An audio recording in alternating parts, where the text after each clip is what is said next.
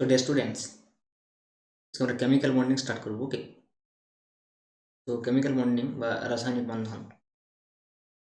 তো কেমিক্যাল কম্পাউন্ডসের ক্ষেত্রে এই কেমিক্যাল বন্ডিং খুব গুরুত্বপূর্ণ। কারণ আমরা জানি যে একমাত্র ইনার্ট গ্যাসগুলো ছাড়া, অর্থাৎ নিষ্ক্রিয় গ্যাসগুলো ছাড়া যে সমস্ত মলিকুলসগুলো রয়েছে, যে সমস্ত অ্যাটমগুলো রয়েছে, আমরা বলতে পারি সেই অ্যাটমগুলো বিচ্ছিন্ন অবস্থায় থাকতে পারে না, আইসোলেটেড অ্যাটম থাকতে পারে না। মোস্ট অফ দ্য কেসে যেটা হয় সেটা হচ্ছে এক বা একাধিক অ্যাটম একসঙ্গে জুড়ে থাকে, অর্থাৎ তাদের মধ্যে একটা বন্ডিং থাকে। ওকে, এটাকে আমরা কেমিক্যাল বন্ডিং বলে থাকবো। কেমিক্যাল একটা বন্ড তাদের মধ্যে তৈরি হয় by sharing electron by some attractive force. হ্যাঁ, আকর্ষণ বলের দ্বারা তারা যুক্ত থাকে, কখনো বা সেটা শেয়ারিং ইলেকট্রনের মাধ্যমে হয়। তো আমরা এই কেমিক্যাল বন্ডিং অ্যাটমস, একটা মলিকুল গঠন করতে হলে বা একটা মলিকুল গঠিত হতে হলে আমরা দেখতে পাবো যে একটা কেমিক্যাল বন্ডিং অবশ্যই প্রয়োজন। এছাড়াও কেমিক্যাল বন্ডিংয়ে মানে বন্ডিং অফ নেচার যেটা রয়েছে কেমিক্যাল বন্ডিং, সেই বন্ডিং নেচারের উপরে কিন্তু অনেক সময় মোস্ট অফ দ্য ক্ষেত্রেই সেই মলিকুলসটার প্রপার্টি নির্ভর করবে। যেমন ফর এক্সাম্পল, সবচেয়ে পপুলার এক্সাম্পল আমি একটা নিতে পারি, যেমন কার্বন ডাইঅক্সাইড, CO2। ওকে, তো CO2 আমরা যদি বন্ড স্ট্রাকচার দেখি, CO2 বন্ড স্ট্রাকচারটা এরকম টাইপের হয়, O double bond C double bond O. Okay, এটা একটা লিনিয়ার স্ট্রাকচার অবভিয়াসলি, আমি বলবো এগুলো ফলো করে সব। জাস্ট ফর এক্সাম্পল আমি যদি বলি যে কার্বন ডাইঅক্সাইডের ক্ষেত্রে এরকম ধরনের একটা বন্ড স্ট্রাকচার রয়েছে। ওকে, এরকম ডোন পেয়ার রয়েছে অক্সিজেনগুলোর উপরে। কার্বন ডাইঅক্সাইড একটা বন্ড স্ট্রাকচার, এবং এই কার্বন ডাইঅক্সাইডের এই বন্ড স্ট্রাকচারটা একটা বিশেষ ফ্যাসিলিটি আছে। এই বন্ডিং নেচারটার জন্য কার্বন ডাইঅক্সাইড কি করতে পারে, এই বন্ড নেচারটার জন্য কার্বন ডাইঅক্সাইড কি করতে পারে, ইনফ্রারেড রিজিয়নের যে লাইট ইনফ্রারেড রিজিয়নের যে লাইট, ইলেকট্রোম্যাগনেটিক স্পেকট্রাম যদি আমরা দেখি, হ্যাঁ, তড়িৎ চুম্বকীয় যে স্পেকট্রামটা রয়েছে, তরঙ্গের যে স্পেকট্রামটা রয়েছে, সেখানে আমরা যদি দেখি, এই সেখানে যেমন ভিজিবল লাইট রয়েছে, সেখানে যেরকম আলট্রাভায়োলেট রয়েছে, সেখানে যেরকম এক্স রশ্মি রয়েছে, তেমনি একটা ইনফ্রারেড রিজিয়নও রয়েছে। একটা নির্দিষ্ট তরঙ্গ দৈর্ঘ্যের একটা লাইট, পার্টিকুলার একটা তরঙ্গ দৈর্ঘ্যের লাইট অ্যাবজর্ব করতে পারে, কার্বন ডাইঅক্সাইড শোষণ করতে পারে। যার জন্য কি হয় যে আমাদের আর্থ সারফেস থেকে এই ইনফ্রারেড রিজিয়নের যে ইলেকট্রোম্যাগনেটিক স্পেকট্রামটা বা এই লাইটটা, সেটা বেরোতে পারে না। এখন বায়ুমণ্ডলে যে কার্বন ডাইঅক্সাইড আছে, সেই কার্বন ডাইঅক্সাইড কি করে, শোষণ করে নেয় এটাকে শোষণ করে নেয়, এবং ইনফ্রারেড রিজিয়নের এই ওয়েভলেন্থটা আসলে হিট তৈরির জন্য বিশেষভাবে দায়ী। তাহলে আমাদের কি হয়, আমাদের আর্থ সারফেসের বা আর্থের আশেপাশে যে অ্যাটমসফিয়ার, সেই অ্যাটমসফিয়ারের টেম্পারেচার বেড়ে যায়, যার জন্য কার্বন ডাইঅক্সাইডকে গ্রিন হাউস গ্যাস বলা হয়। এবং কার্বন ডাইঅক্সাইডের গ্রিন হাউস গ্যাস হওয়ার পিছনে তার যে বন্ডিং নেচার, সেটা খুবই গুরুত্বপূর্ণ। বাট আমরা জানি বায়ুমণ্ডলে আদার্স গ্যাস থাকে, যেরকম অক্সিজেন থাকে, যেরকম নাইট্রোজেন থাকে, বাট সেই সেই মলিকুলসগুলোর যে বন্ডিং স্ট্রাকচার, সেই বন্ডিং স্ট্রাকচার ডিফারেন্ট। সেটা কিন্তু ইনফ্রারেড রিজিয়নের লাইটকে অ্যাবজর্ব করার জন্য যথেষ্ট নয়। কাজে ওগুলোকে আমরা গ্রিন হাউস গ্যাস বলিনি, বা সেগুলো আমাদের আর্থ সারফেসের বা বায়ুমণ্ডলের টেম্পারেচার বৃদ্ধিতে সাহায্য করে না। তো আমরা এখান থেকে একটা কনক্লুশনে পৌঁছাতে পারি যে কেমিক্যাল বন্ডিংটা যেমন একটা মলিকুলের স্ট্রাকচারের বা একটা মলিকুল কীভাবে গঠিত হওয়ার জন্য যেরকম প্রয়োজন, একটা মলিকুল যেহেতু এক বা একাধিক অ্যাটম দিয়ে গঠিত হবে, সেই অ্যাটমগুলো জুড়ে থাকার জন্য যেমন একটা কেমিক্যাল বন্ডিং অবশ্যই প্রয়োজন, কিন্তু সেই কেমিক্যাল বন্ডিংয়ের নেচারটার উপরে কিন্তু ডিপেন্ড করছে সেই মলিকুলসটার একটা পার্টিকুলার কেমিক্যাল প্রপার্টি বা ফিজিক্যাল প্রপার্টি। তো সেদিক থেকে দেখতে গেলে chemical bonding is a very important chapter for us. Okay, তো আমরা ভেরিয়াস কাইন্ডস অফ বন্ডস আমরা এখানে দেখব। তো তার মধ্যে দেখা যাবে যে এটা বোঝাই যাচ্ছে যে দুটো অ্যাটম যদি পরস্পরের সঙ্গে জুড়ে থাকতে হয়, তাহলে অবশ্যই সেখানে একটা অ্যাট্রাকশন ফোর্স দরকার। উইদাউট এনি অ্যাট্রাকশন ফোর্স দুটো অ্যাটম পরস্পরের সঙ্গে কিন্তু জুড়ে থাকা সম্ভব। তো সেই অ্যাট্রাকশন ফোর্সটা কোথা থেকে আসে? তো মেনলি যদি আমি সেই অ্যাট্রাকশন ফোর্সটার কথা বলি, সেটা হচ্ছে ইলেকট্রোস্ট্যাটিক ফোর্স অফ অ্যাট্রাকশন। তো এই ইলেকট্রোস্ট্যাটিক্স যে ফোর্স অফ অ্যাট্রাকশন আমি যদি বলি, ইলেকট্রোস্ট্যাটিক ফোর্স অফ অ্যাট্রাকশন,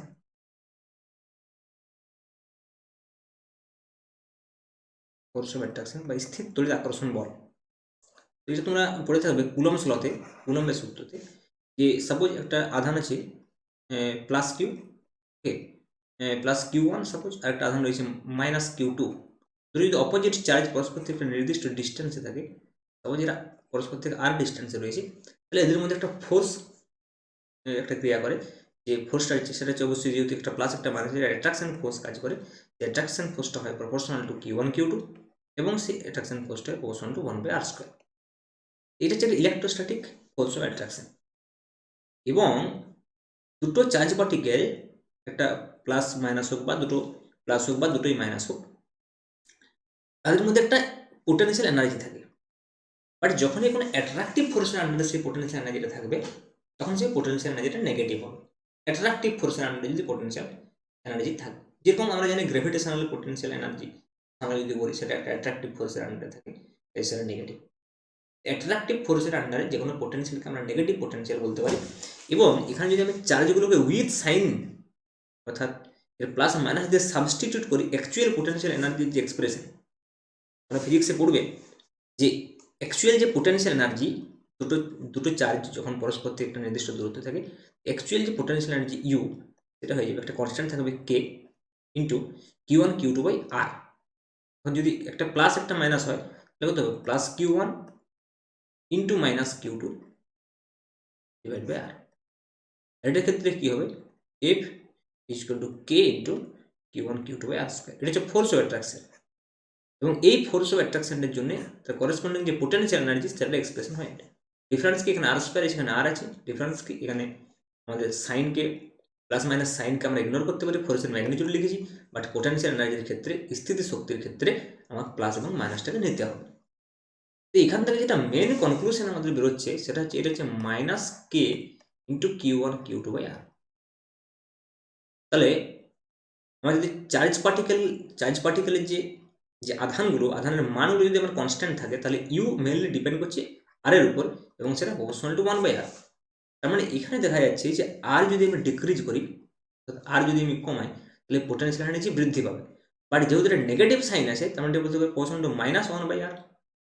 তাহলে নেগেটিভ সাইনটা যদি আমার কমে, তার মানে পোটেনশিয়াল এনার্জি নেগেটিভ সাইনটা আমার নেগেটিভ ভ্যালুটা কমছে, কারণ পোটেনশিয়াল এনার্জি বৃদ্ধি পাচ্ছে। ওকে, তো সাপোজ আমরা যদি দেখি যে আর যদি আমরা ডিক্রিজ করি, আর যদি আমরা ইনক্রিজ করি, তাহলে ইউর কি নেগেটিভ মানটা কমতে থাকবে। আর যদি ডিক্রিজ করি, ইউর নেগেটিভ মানটা বাড়তে থাকবে। ওকে, নেগেটিভ মান বাড়া মানে কি, পোটেনশিয়াল এনার্জি হ্রাস। বেশি নেগেটিভ মানে কি, মোর নেগেটিভ মানে কি, পোটেনশিয়াল এনার্জি হ্রাস পাচ্ছে।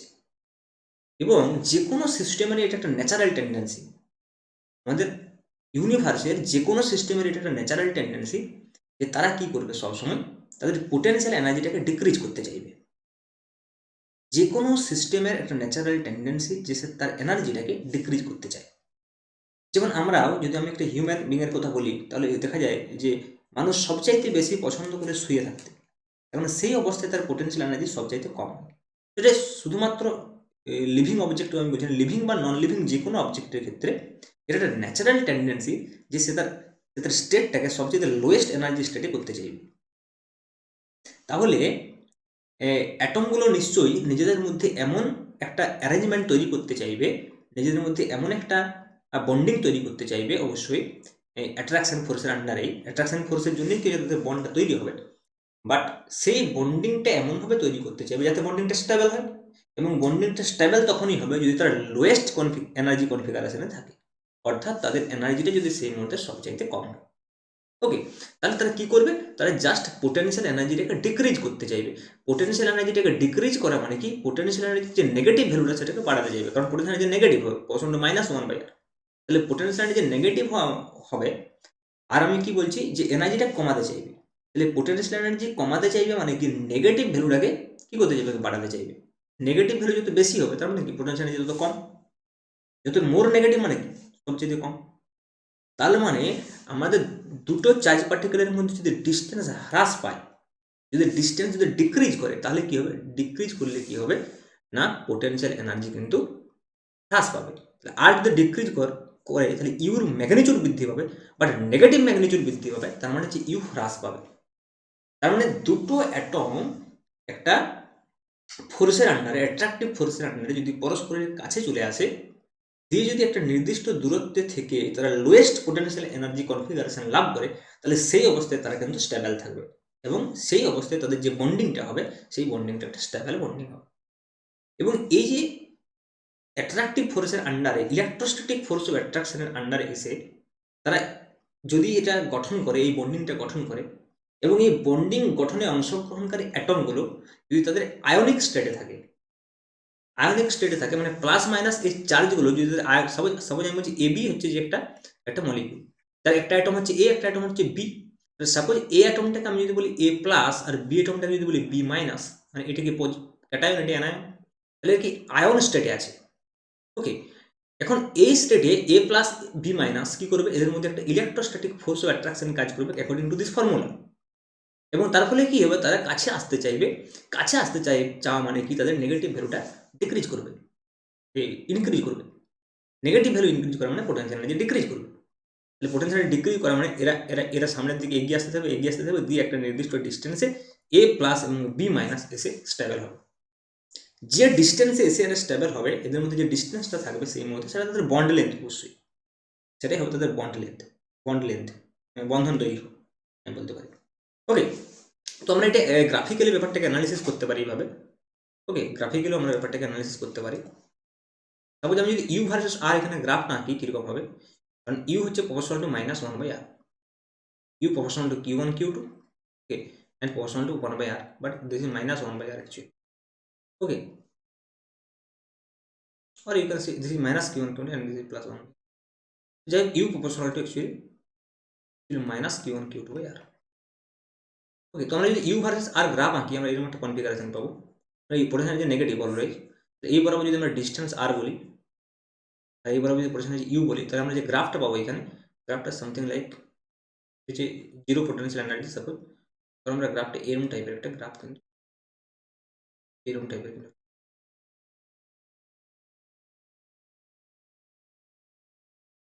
ওকে। তো এটা হচ্ছে যে এদিক বরাবর এদের মধ্যে ডিস্টেন্স। সাপোজ আমি এটা একটু আগে এক্সাম্পল দিচ্ছিলাম যে এখানে হয়তো এ প্লাস একটা অ্যাটম আছে, একটা atom B minus. For example, more popular example আমরা জানি Na plus Cl minus, more popular example. Sodium chloride atom, sodium ক্লোরাইডের যে স্ট্রাকচারটা সেটা এরকমভাবে তৈরি হয়, একটা Na প্লাস একদিকে রয়েছে আর Cl মাইনাস একদিকে রয়েছে। তাহলে এরা যখন এই আটটা হচ্ছে দুজনের মধ্যে সেপারেশন, তাহলে সেপারেশন যখন যখন খুব বেশি সেপারেশন, ঠিক আছে, তো তখন তাদের কোনো পোটেনশিয়াল এনার্জি নেই, অ্যাট্রাকটিভ ফোর্সের আন্ডারে নেই, প্রচুর দূরে যখন আছে পরস্পর থেকে ইনফাইনাইট ডিস্টেন্সে। তারপর একটা পার্টিকুলার ডিস্টেন্স আসার পর থেকে কী হবে, তাদের কী হবে, এই ইউ একটা পোটেনশিয়াল এনার্জি তৈরি হবে। সেই পোটেনশিয়াল এনার্জিটা কী হবে, যত আমরা ডিস্টেন্সটা ডিক্রিজ করবো এই দিক থেকে যদি যাই, দেখা যাচ্ছে কি পোটেনশিয়াল এনার্জিটা হ্রাস পাচ্ছে, পোটেনশিয়াল এনার্জিটা হ্রাস পাচ্ছে এদিকে।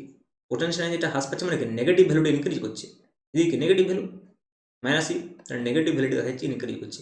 তো নেগেটিভ ভ্যালুটা ইনক্রিজ করতে করতে কী হবে, সবচেয়ে মিনিমাম কনফিগারেশনে পৌঁছাবে এইখানে যখনই পৌঁছে গেল, এই যে করেসপন্ডিং যে ডিস্টেন্সটা, এইটাকে আমি বন্ড লেন্থ বলতে পারি, আর জিরো সাপোজ। তার মানে এই ডিস্টেন্সটাতে যখন, যদি এইখানে আমার সাপোজ এ প্লাস থাকে আর এইখানে যদি বি মাইনাস থাকে, সাপোজ এ প্লাস বি মাইনাস, এই অবস্থায় থেকে যে বন্ডটা গঠন করবে এ প্লাস বি মাইনাস, এই যে বন্ডটা, এটা স্টেবল বন্ড, এবং এর করেসপন্ডিং যে বন্ড ডিস্টেন্সটা, সেটাকে আমরা বন্ধন দৈর্ঘ্য বা বন্ড লেন্থ বলতে পারি, বন্ধন দৈর্ঘ্য বা বন্ড লেন্থ বলতে পারি। ওকে, তো এই জায়গায় এসে স্টেবল হয়ে গেল। এবার কি হবে, এইভাবে যে অ্যাটমটা, যে পরমাণুটা, যে অণুটা গঠিত হলো, যে বন্ডিংটা গঠিত হলো, এই বন্ডটাকে আমরা সাধারণত বলে থাকি কি, আয়নিক বন্ড। ওকে, এটাকে বলে থাকি আমরা আয়নিক বন্ড, বা অনেক সময় এটাকে আমরা তড়িৎযোজী বন্ধন বলে থাকি বাংলাতে, তড়িৎযোজী বন্ধন বলে থাকি। ওকে, এবার কি হবে, এইবার এই দিকের গ্রাফটাকে যদি আমি অ্যানালাইসিস করতে চাই, যে গ্রাফটা এই দিকটা এরকম কেন হচ্ছে, এবার দেখছি আমরা পোটেনশিয়াল এনার্জি নেগেটিভ ভ্যালুটা হ্রাস পাচ্ছে, এবং এই করতে করতে একটা সময় আমরা কি দেখব, যে আবার এনার্জিটা জিরো হয়ে যাবে। এনার্জি জিরো হয়ে যাওয়া মানে হচ্ছে, পোটেনশিয়াল এনার্জি জিরো হয়ে যাওয়া মানে হচ্ছে এরা আবার বিচ্ছিন্ন হয়ে গেছে। তার মানে আমি দেখতে পাচ্ছি যে যখন এদিক থেকে এদিকে আছে ডিক্রিজ করছি, ডিস্টেন্সটা ডিক্রিজ করতে করতে, সাপোজ প্রথমে ছিল এখানে এ প্লাস, এখানে ছিল বি মাইনাস, তারপরে একটু কমে এলো, এখানে এ প্লাস, এখানে বি মাইনাস, যত সামনের দিকে কমে আসছে প্লাস বি মাইনাসের ডিস্টেন্স যত কমছে, তত কি হচ্ছে, পোটেনশিয়াল যে হ্রাস করছে। সাপোজ এইটা আমার স্টেবল কন্ডিশন। এবারে কি হবে, আবার যদি আমি বিকে ক্লোজ করার চেষ্টা করি তখন এরা রিপালস করতে শুরু করবে, এই রিপালস করতে শুরু করলে কি হবে, ডিস্টেন্সটা আবার দূরে সরে যাবে। তার মানে কি, তার মানে কি আমি যত খুশি সামনে নিয়ে গেলে যে ভালো বন্ড তৈরি হবে তা নয় কিন্তু। তার মানে বন্ড তৈরি করার জন্য একটা নির্দিষ্ট স্টেবল ডিস্টেন্স চাই, যে ডিস্টেন্স তাদের পোটেনশিয়াল এনার্জি মিনিমাম। বাকি কিন্তু যখন এদেরকে আবার কাছে নিয়ে চলে আসবে তখন কি হবে, তখন পোটেনশিয়াল এনার্জি কি হবে, আবার আবার বাড়তে শুরু করবে। তো এক সময় জিরো হয়ে যাবে নাকি, পোটেনশিয়াল এনার্জি জিরো হয়ে যাবে নাকি, বন্ড ব্রেক হয়ে যাবে, ক্লিভাইড হয়ে যাবে বন্ড। ওকে, তো তাহলে বুঝাই যাচ্ছে যে একটা নির্দিষ্ট স্টেবল ডিস্টেন্স আছে, যে নির্দিষ্ট স্টেবল ডিস্টেন্সে এটা মিনিমাম কনফিগারেশন অ্যাচিভ করে, minimum energy potential energy configuration achieve করে। এবং সেই কন্ডিশনে যে বন্ডটা তৈরি হচ্ছে এখানে, এই ক্ষেত্রে যখন আয়নগুলো অংশগ্রহণ করবে তখন আমরা তাকে আয়নিক বন্ড বা তাকে তড়িৎ বন্ধন বলতে পারি। এবং এই যে এগেন ইনক্রিজ হওয়ার কারণটা হচ্ছে যখন এরা খুব কাছে চলে আসবে তখন আসলে রিপালশন শুরু হবে। কারণ রিপালশন শুরু হবে তো এদের নিউক্লিয়াসগুলো রয়েছে যেগুলো পজিটিভ চার্জ বেশি, শুদ্ধ জলের নিউক্লিয়াস রয়েছে, নিউক্লিয়াসে কি অনলি প্রোটন থাকে, প্রোটন এবং নিউট্রন থাকে, তাহলে প্রোটনগুলোর মধ্যে একটা রিপালশন শুরু হবে, তখন কি হবে, এরা রিপালস করতে শুরু করবে। বুঝলি, একটা নির্দিষ্ট ডিস্টেন্সে চলে আসার পর যদি আবার কাছে নিয়ে যায় তখন রিপালস করবে তারা, তার কারণ তাদের নিউক্লিয়াসগুলোর মধ্যে রিপালশন শুরু হয়ে যাবে, বা তাদের যে ইলেকট্রন ক্লাউডগুলো রয়েছে সেই ইলেকট্রন ক্লাউডগুলোর মধ্যে রিপালশন শুরু হবে। একটা অ্যাটমের চারপাশে যে ইলেকট্রন ক্লাউডটা রয়েছে সেই ইলেকট্রন ক্লাউডটা যখন সামনে চলে আসবে তখন সেটা রিপালস করতে শুরু করবে। ওকে, তো আমরা এই যে মেকানিজমটার কথা বলছি, যে মেকানিজমটাতে আমরা তড়িৎ বন্ধন গঠিত হচ্ছে বা আয়নিক বন্ড গঠিত হচ্ছে, সেম মেকানিজমে কিন্তু গঠিত হয় সমযোজী বন্ধন, যে কোভ্যালেন্ট বন্ডও কিন্তু গঠিত হয়। কিন্তু ডিফারেন্সটা হচ্ছে কি না, আয়নিক বন্ডে যে ইলেকট্রনের যে ট্রান্সফারটা, এই যে বলছি Na+Cl- বলছি, তার মানে হচ্ছে যে সোডিয়ামের একটা ইলেকট্রন সম্পূর্ণভাবে ক্লোরিনের কাছে চলে যাচ্ছে। ওকে, কিন্তু সমযোজী বন্ধনের ক্ষেত্রে, কোভ্যালেন্ট বন্ডের ক্ষেত্রে সম্পূর্ণভাবে ট্রান্সফার না হয়ে একটা ইলেকট্রন কিন্তু শেয়ার হবে দুজনের মধ্যে, শেয়ারিং অফ ইলেকট্রন হবে বিটুইন টু অ্যাটমস, এই জন্য এটাকে সমযোজী বন্ধন বলা হচ্ছে। কিন্তু যে মেকানিজমটা, বেসিক যে মেকানিজমটা, যে বন্ড তৈরি হওয়ার যে বেসিক মেকানিজম, যেটা হচ্ছে লোয়েস্ট এনার্জি কনফিগারেশন, সেটা কিন্তু কোনো ভায়োলেশন হবে না, সেম থাকবে। ফর এক্সাম্পল আমি যদি বলি যে হাইড্রোজেন অ্যাটম যদি বলি H2, তো H2 কি, হাইড্রোজেন মলিকুল যদি বলি H2 যদি বলি, তাহলে কি হবে, সেটা দুটো হাইড্রোজেন পরমাণু H এবং H নিয়ে গঠিত হয়, এখান থেকে H2 তৈরি হয়। এদের ক্ষেত্রে বিষয়টাই কি, প্রথমে কি হবে, H আর H এর মধ্যে যতক্ষণ একটা অ্যাট্রাকশন হচ্ছে ততক্ষণ ওরা কাছে আসবে না। অ্যাট্রাকশনের জন্য কাছে আসবে, একটা নির্দিষ্ট ডিস্টেন্সে এলে তারা মিনিমাম এনার্জি কনফিগারেশন লাভ করবে, এবারে সেই জায়গায় থেকে তারা ইলেকট্রনটাকে শেয়ার করবে, সেই দুটো ইলেকট্রনকে শেয়ার করলে একটা বন্ড গঠিত হবে, দুজনে যদি সমানভাবে শেয়ার করে একটা বন্ড গঠিত হবে, কিন্তু একটা বন্ডিং এর জন্য দুটো ইলেকট্রন প্রয়োজন হবে।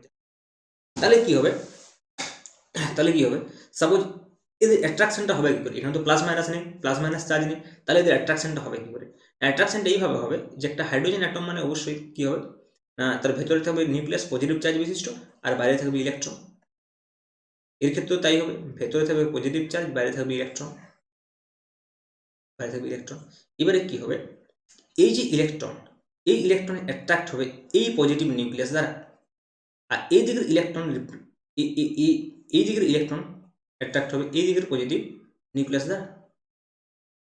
এইভাবে কিন্তু পারস্পরিক একটা অ্যাট্রাকশন ফোর্স কাজ করবে, এবং এই অ্যাট্রাকশন ফোর্সটা কাজ করবে একটা নির্দিষ্ট ডিস্টেন্স পর্যন্ত, কারণ যখন এরা খুব কাছে চলে আসবে তখন কি হবে, এদের ইলেকট্রন ক্লাউডগুলো অ্যাজ ওয়েল অ্যাজ নিউক্লিয়াসগুলো পরস্পরকে রিপালস করবে। কাজে এরাও এই ক্ষেত্রেও সেম ঘটনা ঘটবে, যে তারা একটা মিনিমাম এনার্জি কনফিগারেশন চাইবে, প্রথমে কনফিগারেশন খুব বেশি ছিল, তারপরে মিনিমাম এনার্জি, তারপরে আবার বাড়তে থাকবে। তো এই যে গ্রাফটা ফলো করবে সেমভাবে, এবং এর একটা যখন এনার্জিটা মিনিমাম হবে, সেই মিনিমাম এনার্জির জন্য একটা করেসপন্ডিং ডিস্টেন্স থাকবে, এখান থেকে যে ডিস্টেন্সটা হচ্ছে বন্ড লেন্থ। যেমন হাইড্রোজেনের ক্ষেত্রে এই বন্ডটা হয় 74 pm বা পিকোমিটার, 74 পিকোমিটার হচ্ছে এর বন্ড লেন্থ। এবং এই অবস্থায় যে এনার্জিটা, এই যে মাইনাস ইউর যে ভ্যালুটা, এই ভ্যালুটা হচ্ছে এই হাইড্রোজেনের ক্ষেত্রে যদি আমরা দেখি তাহলে সেটা হচ্ছে -432 কিলোজুল পার মোল। তার মানে যখনই এই দুটো হাইড্রোজেন অ্যাটম পরস্পরের দিকে এগিয়ে আস্তে আস্তে 74 পিকোমিটার ডিস্টেন্সে পৌঁছাবে, এবং সেই অবস্থায় যখন তাদের -432 কিলোজুল পার মোল পোটেনশিয়াল এনার্জি হবে, যেটা হবে কিন্তু তার সবচেয়ে মিনিমাম পোটেনশিয়াল এনার্জি কনফিগারেশন, সেই অবস্থায় হাইড্রোজেন মলিকুলটা কি হবে, স্টেবল করবে, এবং তাদের যে কোভ্যালেন্ট বন্ডটা সেটা স্টেবল হবে। ওকে, তো এইভাবে আমরা কিন্তু ব্যাপারটাকে আমরা এক্সপ্লেন করতে পারি। এবং যদি আমরা এখান থেকে জিরো এনার্জিতে পৌঁছাতে পারি, জিরো এনার্জি পৌঁছানো মানে কি, কোনো রকম পোটেনশিয়াল এনার্জি নেই মানে কি, তাদের মধ্যে কোনো রকম অ্যাট্রাকশন ফোর্স নেই, কোনো রকম তাদের মধ্যে অ্যাট্রাকশন ফোর্স নেই। অ্যাট্রাকশন ফোর্সের আন্ডারে একমাত্র পোটেনশিয়াল এনার্জি থাকতে পারে। কোনো রকম অ্যাট্রাকশন ফোর্স নেই মানে কি তারা ভেঙে গেছে, তার মানে বন্ডগুলো ব্রেক হয়ে গেছে। তাহলে যদি আমি একে এই হাইড্রোজেন মলিকুলসটা যার potential energy -430 kilojoule per mole at stable equilibrium position, সেই অবস্থায় যদি আমি তাকে আবার +432 কিলোজুল পার মোল এনার্জি প্রোভাইড করি বাইরে থেকে, তাহলে কি হবে, এর এনার্জি জিরো হয়ে যাবে। তার মানে ওই জন্য আমরা এটাকে বন্ড ডিসোসিয়েশন এনার্জি বা বন্ধন বিভাজন শক্তি আমরা বলতে পারি। যে -432 কিলোজুল পার মোল এনার্জি, এদের মিনিমাম এনার্জি কনফিগারেশনে যেটা রয়েছে, সেই মিনিমাম এনার্জি কনফিগারেশনের সমতুল্য পরিমাণ এনার্জি যদি আমি বাইরে থেকে প্রোভাইড করি অ্যাটমটাতে, তাহলে কি হবে, ওর যে এনার্জিটা সেটা জিরো হয়ে যাবে। আর এনার্জিটা জিরো হয়ে গেলে কি হবে, ওর কি হচ্ছে, পোটেনশিয়াল এনার্জি জিরো মানে কি, অ্যাট্রাকশন ফোর্সের বাইরে। অ্যাট্রাকশন ফোর্সের বাইরে মানে কি, ওর মধ্যে কোনো রকম বন্ড থাকবে না, বন্ড ক্লিভেজ হয়ে যাবে। ওকে, তো আমরা এই ডিসকাশনটা থেকে মেনলি দু ধরনের বন্ড সম্পর্কে আমরা জানতে পারলাম, যে দু ধরনের বন্ড রয়েছে।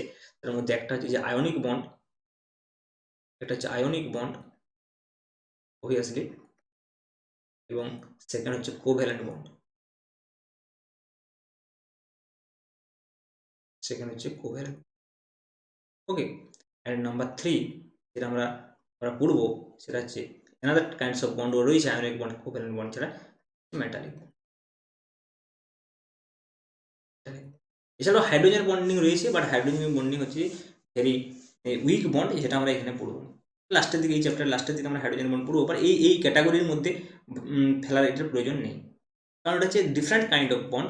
আমাদের এই আয়নিক বন্ড, কোভ্যালেন্ট বন্ড এবং মেটালিক বন্ডের মধ্যে একটা বিশেষ সাদৃশ্য রয়েছে, যাদের মানে পারপাসটা হচ্ছে যে একই, সেম পারপাসে এটা গঠিত হচ্ছে। এবং মেন বন্ডিং যদি বলি, একটা অ্যাটমের ক্ষেত্রে, অ্যাটম গঠিত হওয়ার ক্ষেত্রে যদি আমরা মলিকুল গঠিত হওয়ার ক্ষেত্রে যদি আমরা মেন বন্ডিং বলি, তাহলে এই 3 প্রকার বন্ডিংই বলে। বাট হাইড্রোজেন বন্ডিং কিন্তু এর আওতায় পড়ছে না, সেটা ভেরি উইক বন্ড, অবশ্যই তার একটা রেজিস্ট্যান্স আছে, সেটা আমরা লাস্টের দিকে দেখবো কীভাবে সেটা তৈরি হয়, ওটা সিগনিফিক্যান্ট। এবং এই মেটালিক বন্ডটাকে আলাদা করে বলার এখানে সেরকম কোনো প্রয়োজন নেই, কারণ যে কোভ্যালেন্ট বন্ডটার একটা এক্সটেন্ডেড ফর্ম হচ্ছে মেটালিক বন্ড। কীরকম ব্যাপারটা, কোভ্যালেন্ট বন্ডের ক্ষেত্রে আমরা কী দেখলাম, যে দুটো পরমাণু একটা ইলেকট্রন পেয়ারকে শেয়ার করছে। কিন্তু মেটালিক বন্ডের ক্ষেত্রে কি হবে, মেটালিক বন্ডের ক্ষেত্রে ইলেকট্রন পেয়ারকে একাধিক, মানে দুই বা ততোধিক আমরা বলতে পারি পরমাণু শেয়ার করবে। সাপোজ যদি আমি 3 ডাইমেনশনে এটাকে দেখি, যে এরকম কতগুলো মেটাল এরকম যদি পরপর এইভাবে থেকে একটা সাপোজ গঠন করলো, বন্ড গঠন যদি করে, তাহলে কি হবে, 3 ডাইমেনশনে কি হবে, সাপোজ এইখানে যদি কোনো একটা সাপোজ ইলেকট্রন থাকে, সেই ইলেকট্রনটা কার দ্বারা শেয়ার হবে, সেই ইলেকট্রনটা শেয়ার হবে পাশের দ্বারা শেয়ার হবে, আবার ওই পাশের দ্বারা শেয়ার হবে, উপরের দিকে শেয়ার হবে। তার মানে 3 ডাইমেনশনে যদি মাঝখানে একটা মিডিলে কোনো একটা আমি পার্টিকেলের কথা বলি, তার চারপাশ থেকে কিন্তু অনেক অ্যাটমটাকে শেয়ার করতে পারবে।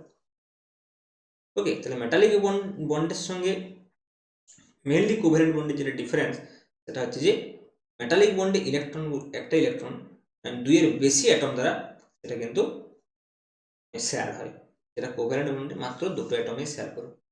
ওকে, তার মানে মেটালিক বন্ডে অবশ্যই সেটা ডিলোকালাইজড ফর্মে থাকবে একটা ইলেকট্রন। ওকে, মেটালিক বন্ডে তো এই তিন প্রকারের বন্ড আমরা পড়বো। বাট আমরা অ্যাকচুয়ালি এগুলো ক্লাস 9-10-এ পড়েইছি already, class suppose maybe class 9-এই ছিল এগুলো। তো এইগুলো সম্পর্কে বেশি ডিটেলস ডিসকাশন করার প্রয়োজন নেই, বিশেষ করে আয়নিক বন্ড, কোভ্যালেন্ট বন্ড সম্পর্কে। তো আমরা যে জায়গাটাতে বেসিক্যালি চলে যাবো এরপরে, সেটা হচ্ছে যে লুইস ডট স্ট্রাকচারে। কোভ্যালেন্ট বন্ডের ক্ষেত্রে যে আমরা লুইস ডট স্ট্রাকচার আঁকবো, হ্যাঁ, সেই লুইস ডট স্ট্রাকচার আমরা কীভাবে আঁকবো সেটাতেই মেনলি চলে যাবো।